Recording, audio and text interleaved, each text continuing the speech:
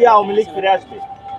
মূলত না ভোটের ক্যাম্পেইন দিয়ে জাতীয় পার্টি আওয়ামী লীগকে ফেরত আনার চেষ্টা চলছে। ফলত আমরা হ্যাঁ ভোটের মধ্য দিয়ে আওয়ামী লীগের যে বিচারিক প্রক্রিয়া শুরু হয়েছে সেটা আমরা শেষ করতে চাই। না ভোটের মধ্য দিয়ে ভারতের যে এস্টাবলিশমেন্ট এখানে ফিরিয়ে আনার চেষ্টা করা হচ্ছে। এই যে বিভিন্ন সময় যে সন্ত্রাস যে বৈষম্য, এগুলা যদি না ভোটের ক্যাম্পেইন চালায় তাহলে তারা করতে পারবে। আর যদি তাদের যেই পুরাতন বন্দোবস্ত এগুলো ধসে পড়বে এবং সেখানে থাকবে তারা মিলেমিশে যে পুরাতন বন্দোবস্ত সেটার মাধ্যমে দেশ চালাতে চাচ্ছে।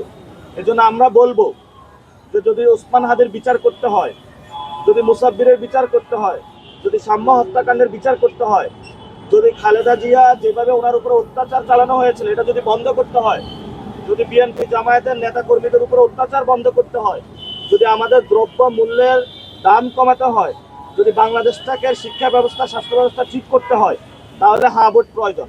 যারা এই নতুন ব্যবস্থা চাচ্ছে না তারাই না ভোটের ক্যাম্পেইন এসেছে।